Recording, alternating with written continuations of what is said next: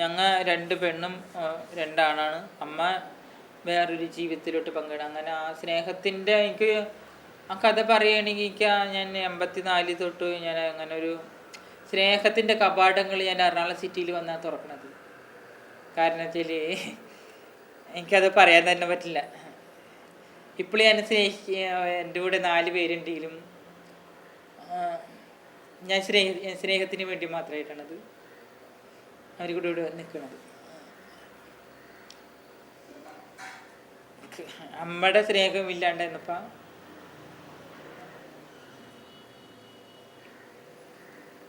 ഞാൻ മറ്റുള്ള ആൾക്കാർ സുഖത്തിനും ദുഃഖത്തിനും വേണ്ടി നഗരത്തിലോട്ട് ഇറങ്ങണേ.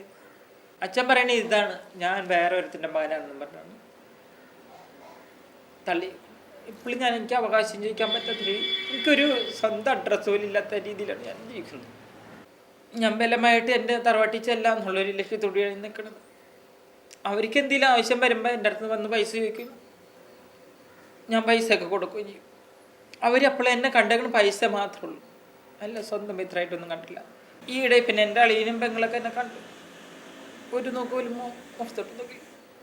2 പ്രാവശ്യം ഞാൻ ആശുപത്രി കിടന്നിട്ട് എന്നെപ്പോലത്തുള്ള പിള്ളേരോ അല്ലെ എൻ്റെ കൂടെ എന്നെ ക്ലയൻറ്റുകളോ എനിക്കൊരു സഹായത്തിനുണ്ടായി. ഏതാനും ദിവസം ഞാൻ അവിടെ കിടന്ന് ഞാൻ പേര് വെട്ടി തിരിച്ചു വന്നു. ഞാൻ ക്ലയൻറ്റുകളെ തേടി ട്രീറ്റ്മെൻറ്റിനുള്ള മരുന്നിനുള്ള പൈസ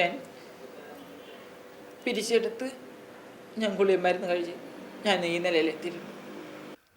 വാസ്തവത്തിൽ വ്യക്തികൾ ലൈംഗിക ശൈലിയെ തിരഞ്ഞെടുക്കുകയാണോ, അതോ ജനിതക ശക്തികൾ ലൈംഗിക ശൈലികളെ വ്യക്തികളുടെ മേൽ എഴുതി ചേർക്കുകയാണോ? ഈ ചോദ്യത്തിനുത്തരം ഇനിയും വ്യക്തമായി ലഭ്യമല്ല. ഇന്ത്യൻ സമൂഹത്തിലെ ലൈംഗികമായ പൂഴ്ത്തിവെക്കലുകളും പുരുഷ മേധാവിത്വ സമ്മർദ്ദങ്ങളും അവ ബാലമനസ്സുകളിൽ ഉണ്ടാക്കുന്ന ക്ഷതങ്ങളും കുടുംബങ്ങളിലൂടെയും സ്കൂളുകളിലൂടെയും മതസംവിധാനങ്ങളിലൂടെയും എത്രമാത്രം സ്വവർഗ ലൈംഗികതയ്ക്ക് പ്രേരണയാകുന്നുണ്ട് എന്നതും ഇനിയും ശാസ്ത്രീയമായി വിശകലനം ചെയ്യപ്പെട്ടിട്ടില്ല.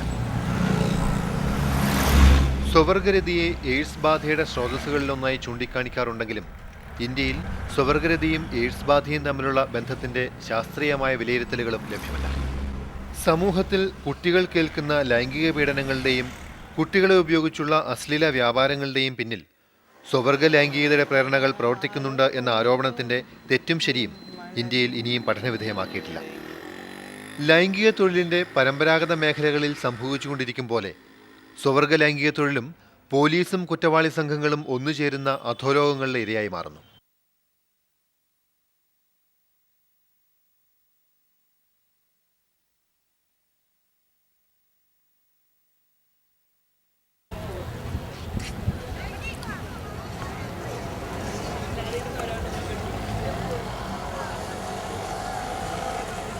സ്ത്രീകളായിട്ട് എനിക്ക് വലിയ ഇഷ്ടമൊന്നുമില്ല. എനിക്ക് കൂടുതലും ആണുങ്ങളായിട്ടൊക്കെയാണ് ഭയങ്കര താല്പര്യമൊക്കെ. അങ്ങനെ എനിക്ക് ഇടയ്ക്കിടയ്ക്ക് നല്ല ഫ്രണ്ട്സിനൊക്കെ കിട്ടാറുണ്ട്. പിന്നെ ചേട്ടനെ കണ്ടപ്പോൾ ഇഷ്ടമായി.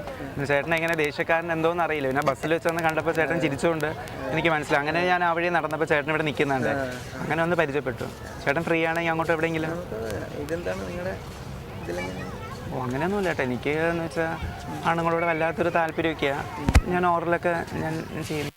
ചേട്ടനത് താല്പര്യം ഉണ്ടെങ്കിൽ വിരോധമില്ല. കാരണം എനിക്കിന്ന് നേരത്തെ കോട്ടയത്തേക്ക് പോകണേ, അപ്പം അതുകൊണ്ട് ഞാൻ പിന്നെ വെറുതെ ഇങ്ങോട്ട് വന്നതാ.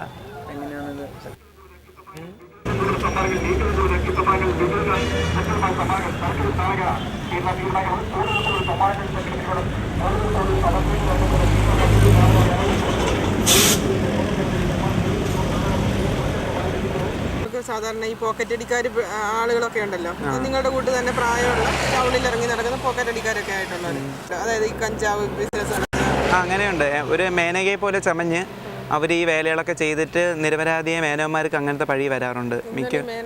മേനക എന്ന് വെച്ചാൽ ഞങ്ങൾ സ്ത്രീകളെ പോലെ ലാടിയൊക്കെ കുഴയും, ഇങ്ങനെ കമ്മലൊക്കെ ഇടും ഒക്കെ. എന്ത് ചെയ്യാൻ, ആണുങ്ങളെ വളയ്ക്കുന്ന ടെക്നിക്ക് എൻ്റെ മാഡം. വിവേകിന് ഏറ്റവും കൂടുതൽ പ്രശ്നം ഉണ്ടായിട്ടുള്ളത് അല്ലെങ്കിൽ ഏറ്റവും കൂടുതൽ സന്തോഷമുള്ള ഒരു അനുഭവം എന്താ ഇങ്ങനെ പോയതിൽ വെച്ചിട്ട്? ഒന്നും പറയണ്ട എൻ്റെ മാഡം. അത് ഞാൻ സ്നേഹിച്ചൊരു ഗോപൻ ചേട്ടനുണ്ടായിരുന്നു, തിരുവനന്തപുരത്തുള്ള ചേട്ടൻ. എൻ്റെ പൊന്ന് മാഡം, ശരിക്കും പറഞ്ഞാൽ ഭാര്യയും ഭർത്താവും തന്നെയായിരുന്നു. കാണുന്ന അമ്പലങ്ങൾ മുഴുവൻ എന്നെ കൊണ്ടുപോകും, അമ്പലങ്ങൾ കൊണ്ടുപോകും. എന്നിട്ട് രാത്രി ഞങ്ങൾ ഭാര്യയും ഭർത്താവും പോലെ കഴിഞ്ഞുകൊണ്ടിരുന്ന മാഡം. പിന്നെ എന്ത് ചെയ്യാൻ, പ്രസവം മാത്രമേ നടന്നില്ല. प्यार किया प्यार किया.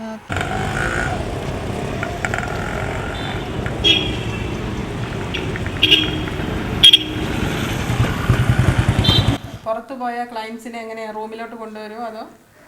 ക്ലയൻസ് എന്ന് വെച്ചാൽ പുറത്തേക്ക് പോകുമ്പോൾ ഞാൻ കൂടുതലും തിയേറ്ററിലൊക്കെ ഞാൻ സിനിമയ്ക്ക് പോകുമ്പോഴത്തേക്ക് അവിടെ വെച്ചാണ്. ഞാൻ പാർക്കിലോ അങ്ങനെ ഒന്നും ഞാൻ പോകാറില്ല. അങ്ങനെ പോകുമ്പോഴത്തേക്ക് ആരെങ്കിലുമൊക്കെ ടിക്കറ്റ് ക്യൂ നിൽക്കുമ്പോൾ തന്നെ മേക്കപ്പൊക്കെ ഇട്ടല്ലേ പോകുന്നത്. അപ്പോൾ ഒന്ന് നോക്കി ഇങ്ങനെയൊക്കെ ഒന്ന് ആക്കുമ്പോൾ തന്നെ ആൾക്കാർക്ക് മനസ്സിലാവും. അപ്പോൾ അങ്ങനെ വെറുതെ ഞങ്ങൾ അവർ തമ്മിലൊക്കെ സംസാരിച്ച് പോകുമ്പോഴത്തേക്ക് റൂമിലേക്ക് അധികം കൊണ്ടുവരാൻ പറ്റുന്ന വെച്ചാൽ അടുത്തൊക്കെ ആൾക്കാരുണ്ട്. അപ്പോൾ അവരാരും കണ്ടവർ ന്യൂസൻസ് ആവുമല്ലോ എന്ന് കരുതി പിന്നെ അത് വേണ്ടാന്ന് വെച്ചു. എങ്ങനെയാണ് വിവേക് ഇതിനകത്തോട്ട് വന്നത്? അതൊരു വലിയ കഥ എൻ്റെ മാഡം. അത് ഹോസ്റ്റലിൽ പഠിപ്പിക്കുമ്പോഴാണ്. ഹോസ്റ്റലിൽ പഠിക്കുന്ന സമയത്ത് സീനിയർ ഫ്രണ്ട്സൊക്കെ ഉണ്ടായിരുന്നു. പിന്നെ അങ്ങനെ റാഗിങ് എന്നൊക്കെ പറയില്ലേ, റാഗിങ് ഒക്കെ തുടങ്ങിയപ്പോഴത്തേക്ക് പിന്നെ ഞാൻ കുറച്ചുകൂടി ചെറുപ്പം, കാണാനൊക്കെ നല്ല ചന്തിയും തുടയൊക്കെ ഉണ്ടായിരുന്നു. അപ്പോഴൊക്കെ ഈ ഫ്രണ്ട്സിനെ ഈ സീനിയർ പയ്യന്മാരൊക്കെ നോക്കുമ്പോൾ എന്നെ അങ്ങ് ആകർഷിച്ചു. അങ്ങനെ nothing to worry, I guess give everything in God's hands. God decide what he wants, but I am satisfied with this. പിന്നെ വേറൊരു കാറ്റഗറി എന്ന് വെച്ചാൽ VIP മേനകമാരുണ്ട്. VIP മീൻസ് അവർ മൊബൈലൊക്കെ ഉണ്ടാവും, ചിലപ്പോൾ കാർ ബൈക്കൊക്കെ ഉണ്ടാവും. അപ്പോൾ അവർ വേറൊരു കാറ്റഗറിയാണ്. പിന്നെ അവർ ഈ എന്താ പറയുക, പ്രഷർ സീക്കിങ്. ചിലപ്പോൾ ക്യാഷിനൊന്നും ആയിരിക്കില്ല, അവർക്ക് സുഖം giving and receiving the same thing അവർ ചെയ്യുന്നുണ്ട്. Then some people they do it for a profession. Some people they want money, it's a must that they should get money. Only if they get money they'll do it. There are some people that in the park there. നിങ്ങളൊക്കെ കൂട്ടത്തിൽ പെട്ടതാ? No, where I am concerned I don't need money, but some clients watch they give me money. അവർ എനിക്ക് പൈസ തരാറുണ്ട്. I accept the money, that's all.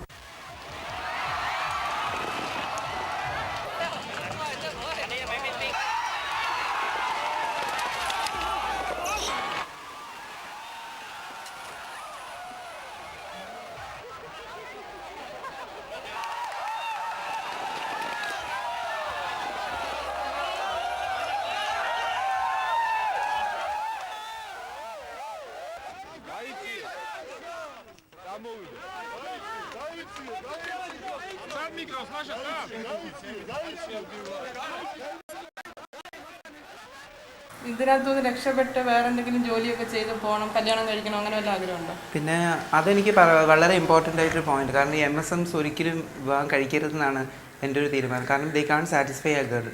കാരണം ഒരിക്കലും ഒരു പെണ്ണിനെ അവരെ സാറ്റിസ്ഫൈ ചെയ്യാൻ കഴിയില്ലെങ്കിൽ പിന്നെ ഒരു വിവാഹ ജീവിതം ഒരിക്കലും അവിടെ ശരിയാവില്ല.